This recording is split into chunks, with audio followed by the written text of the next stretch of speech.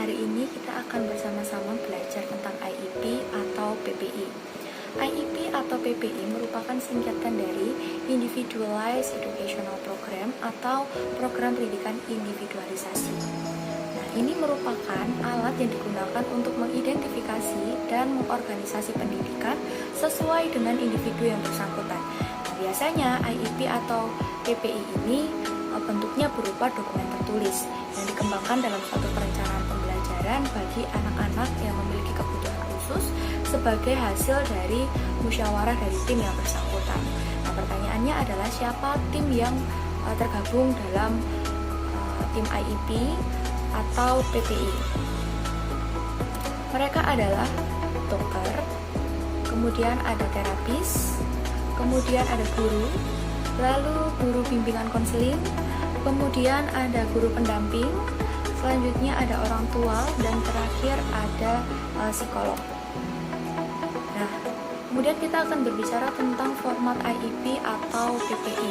Di setiap instansi, format ini selalu berbeda-beda ya, hanya saja kontennya sama. Nah, ini saya akan menunjukkan format IEP atau PPI yang sudah saya buat. Nah, berikut adalah format PPI yang sudah saya buat. Di atas sebagai headernya ini bisa ditulis program pendidikan individual, lalu kemudian di bawahnya diberi identitas sekolah-sekolah apa. Untuk di samping kanan kiri ini bisa opsional, teman-teman bisa tambahkan logo dari sekolah teman-teman. Kemudian kita cantumkan nama, tanggal lahir, dan NISN dari siswa yang memiliki kebutuhan khusus tersebut. Kemudian dicantumkan juga periode IEP. Nah, ini yang perlu digarisbawahi. Nah, di setiap lembar diharapkan teman-teman juga bisa menuliskan seperti ini. Nah, tujuannya adalah ketika dokumen yang satu dengan dokumen yang lainnya terpisah, guru dapat dengan mudah mengetahui dokumen ini sebenarnya milik siapa. Kemudian, kenapa dituliskan periode IEP? Karena ini hanya berlaku untuk jangka waktu tertentu. Nah, di sini saya membuat format IEP ini untuk 1 semester. Dalam format PPI ini ya, ini terdiri dari beberapa bagian. Nah, bagian pertama ini muatannya tentang latar belakang siswa. Dalam latar belakang siswa ada beberapa poin yang perlu ditulis. Poin yang pertama terkait data pribadi siswa. Nah, data pribadi siswa ini terdiri dari nama, kelas, jenis kelamin, usia, tempat tanggal lahir, alamat, kewarganegaraan, agama atau kepercayaan, dan kondisi siswa. Nah, di setiap format PPI pasti berbeda-beda. Ada yang mencantumkan siswa ini diterima di sekolah itu di kelas berapa, lalu tanggal berapa, dan di semester berapa. Kemudian ada juga yang mencantumkan bahasa sehari-hari. Nah, ini menjadi pilihan opsional, tapi saya sendiri memilih untuk mencantumkan anak ini diterima di sekolah itu kelas berapa, tanggal berapa, dan semester berapa. Itu karena bagi saya ketika anak ini adalah anak pindahan dari sekolah lain, maka saya juga perlu untuk bertanya kepada guru pendampingnya yang lama tentang perkembangannya seperti apa, treatment yang sudah dilakukan seperti apa. Nah, saya juga mencantumkan bahasa sehari-hari yang digunakan oleh siswa saya dengan alasan untuk berkomunikasi kita perlu bahasa yang sama sehingga pesan yang akan saya sampaikan bisa diterima dengan baik oleh siswa. Kemudian poin yang kedua, setelah data pribadi siswa, ini saya juga mencantumkan tempat untuk foto siswa. Ini juga opsional, bisa dicantumkan bisa tidak. Yang kedua terkait informasi orang tua, terdiri dari informasi ayah dan ibu. Di sini ada nama ayah, pekerjaan, alamat, dan kewarganegaraan, agama atau kepercayaan, nomor telepon, dan email. Nah, di sini kita juga perlu mencantumkan alamat dari ibu. Mungkin sebagian dari kita akan bertanya-tanya kenapa alamat dari ayah dan ibu itu perlu dicantumkan masing-masing.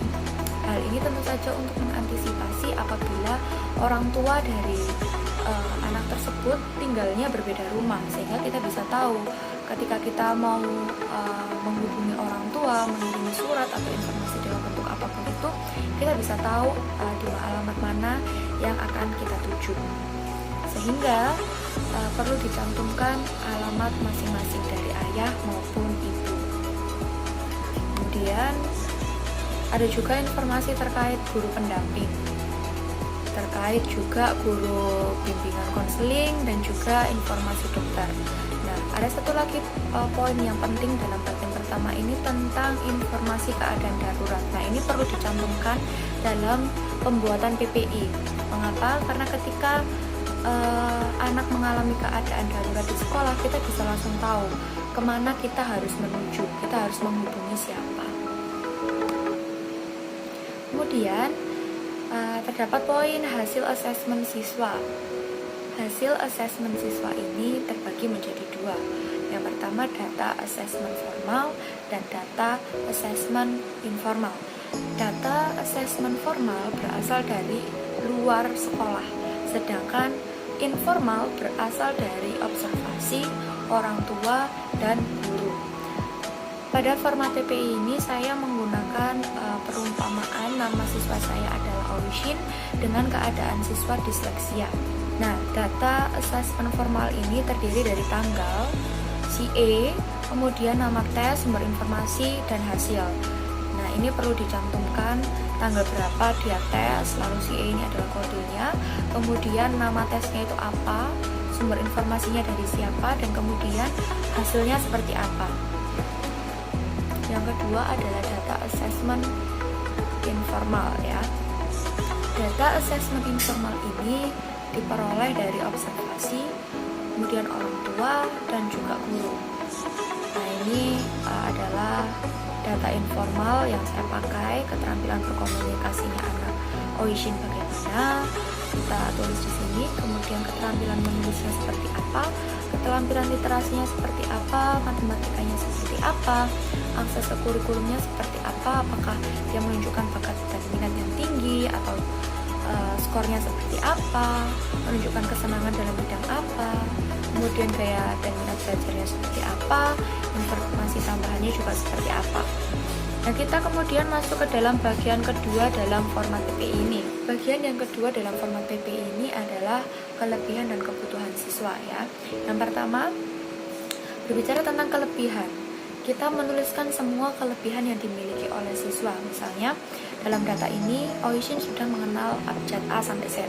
Kemudian mampu memahami instruksi guru yang bersifat singkat, jujur, dan dapat diandalkan, mengambil tanggung jawab di rumah, bertanggung jawab atas tugas yang diberikan oleh guru, selalu datang tepat waktu, dan lain sebagainya. Jadi, guru perlu menuliskan semua kelebihan yang dimiliki oleh siswa. Selanjutnya adalah kolom kebutuhan. Nah, kolom kebutuhan ini guru perlu menuliskan semua kebutuhan yang dimiliki oleh siswa. Di sini saya mencantumkan beberapa hal, yaitu Oishin perlu bantuan dalam hal yang pertama memahami instruksi yang bersifat urut, kemudian menulis identitas dirinya, mengidentifikasi kata, dan alat bantu untuk melihat bagi anak-anak yang disleksia. Setelah itu, kebutuhan belajar yang diprioritaskan itu seperti apa? Di sini saya mengambil keterampilan berkomunikasi.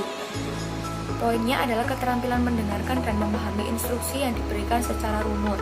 Kemudian keterampilan menulis yang saya prioritaskan adalah Oishin mampu untuk menulis data dirinya sendiri. Selanjutnya, keterampilan membaca yang saya prioritaskan untuk Oishin adalah mengidentifikasi kata dan mengidentifikasi simbol. Selanjutnya kita akan masuk di bagian yang ketiga, yaitu tujuan jangka panjang dan tujuan jangka pendek. Di sini format IEP ini didesain untuk setiap mata pelajaran, setiap anak, setiap individu, dan mencantum setiap kompetensi apa sih yang mau dicapai oleh siswa tersebut. Di sini saya mengambil contoh mata pelajaran bahasa Indonesia, kompetensinya menulis data diri sendiri. Kemudian kemampuan awal yang sudah dimiliki adalah Oishin sudah mampu menulis 3 suku kata. Nah, dalam hal keterampilan menulis, saya memiliki tujuan jangka panjang, yaitu Oishin mampu menulis identitas dirinya sendiri. Nah, tujuan jangka panjang ini dapat kita lihat setelah 1 semester ya, seperti periode PPI yang sudah saya sebutkan di awal tadi. Nah, tujuan ini harus dapat diukur. Begitu juga dengan tujuan jangka pendek atau biasa dikenal dengan benchmark. Nah, tujuan jangka pendek ini saya evaluasi setiap 3 bulan sekali, sehingga selama 1 semester saya akan mengevaluasi OISHIN pada bulan Oktober, Januari, April, dan terakhir pada bulan Juni. Pada bulan Oktober saya akan mengevaluasi apakah OISHIN sudah mampu menulis namanya sendiri secara lengkap dan tempat tanggal lahirnya secara mandiri. Kemudian pada bulan Januari, OISHIN sudah diharapkan mampu untuk menulis alamat tempat tinggalnya. Pada bulan April, OISHIN sudah mampu menulis nama ayah dan ibunya secara mandiri dan benar. Kemudian pada bulan Juni, OISHIN sudah mampu menulis data diri yang terdiri dari nama, tempat tanggal lahir, alamat tempat tinggal, dan nama orang tuanya secara mandiri dan benar. Kemudian ada poin akomodasi yang diperlukan. Akomodasi yang diperlukan oleh OISHIN adalah pemberian instruksi yang singkat, karena anak-anak disleksia tidak dapat mencerna jika informasi itu terlalu banyak diucapkan. Kemudian Nah, ini akomodasi yang diperlukan oleh OISHIN adalah pemberian instruksi yang singkat. Kemudian jika memungkinkan, demonstrasikan materi menggunakan diagram atau gambar, mengingat bahwa anak-anak disleksia sulit untuk mengenali huruf dan sulit untuk membaca, namun lebih memiliki kemampuan dalam membaca gambar atau diagram. Kemudian menggunakan audio sebagai pendamping teks, menggunakan stabilo berwarna untuk menandai kata kunci atau kata yang penting. Kemudian penilaian otentik menggunakan wawancara dan pilihan ganda. Kita kemudian akan masuk ke bagian 4. Ke bagian 4 ini adalah pendidikan khusus dan dukungan layanan yang diperuntukkan oleh OISHIN. Pada bagian 4 ini saya merekomendasikan agar OISHIN mengikuti dukungan layanan berupa dukungan konseling dengan tujuan untuk membantu perkembangan emosional dan sosial dari OISHIN. Nah, apabila tadi di atas teman-teman sudah mencantumkan ini data assessment formal yang berasal dari luar sekolah, maka teman-teman perlu melampirkan bukti tersebut. Jika memang anak siswa kita berasal dari keluarga yang sudah bercerai, maka juga diperlukan untuk melampirkan dokumen-dokumen tersebut. Nah, pada bagian ini saya tentu saja tidak melampirkan data-data terkait hasil tes OISHIN dan lain sebagainya, karena ini hanya perumpamaan. Kemudian bagian terakhir dari PPI ini adalah tanda tangan dari pengguna dan penanggung jawab dokumen PPI ini. Ya, ini terdiri dari kepala sekolah, lalu guru kelas, orang tua, guru bimbingan konseling, dan dokter. Setelah itu ditandatangani dan PPI sudah siap untuk digunakan. Semoga pemaparan yang saya berikan terkait IEP atau PPI ini bisa bermanfaat